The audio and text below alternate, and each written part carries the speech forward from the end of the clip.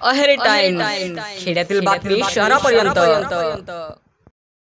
मुंबई दारूबंदी कायद्याअंतर्गत पकडलेली 57,34,860 रुपये किमतीची दारू पोलिसांनी रोड रोलर चालवून नष्ट केली। तसेच जेसीबीच्या सहाय्याने नष्ट केलेल्या दारूच्या फुटलेल्या बाटल्या खोल खड्डा खोदून पुरण्यात आल्या। अहेरी पोलिसांनी दिलेल्या माहितीनुसार जवळपास 12 वर्षांत ही दारू पकडण्यात आली होती। दारूबंदी असलेल्या गडचिरोली जिल्ह्यात चोरीच्या मार्गाने दारू वाहतूक करून विक्री केली जात आहे। दारू तस्करीचे प्रकार रोजच उघडकीस येत आहे। सातत्याने होणाऱ्या पोलीस कारवाईने मोठ्या प्रमाणात जप्त केलेला दारूसाठा पोलीस ठाण्यात जमा झाला आहे। त्यामुळे अहेरी, पेरमिली, राजाराम आणि व्यंकटापूर पोलिसांनी जप्त करण्यात आलेली 58 लाखांची दारू नष्ट केली।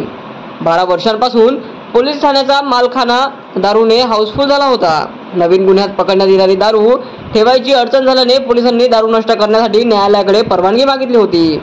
न्यायालयाकडून ही परवानगी मिळाल्यानंतर अहेरी ते महागाव रस्त्यावरील खुल्या जागेवर रोड रोलर चालवून दारूसाठा नष्ट करण्यात आला। यात अहेरी पोलीस स्टेशनचा 52 लाख, पेरमिली उपपोलीस स्टेशनचा 3 लाख, राजाराम उपपोलीस स्टेशनचा 1,75,000 आणि व्यंकटापूर उपपोलीस स्टेशनचा 59,860 रुपयांचा असा एकूण 57,34,860 रुपयांचा दारूसाठा समाविष्ट होता।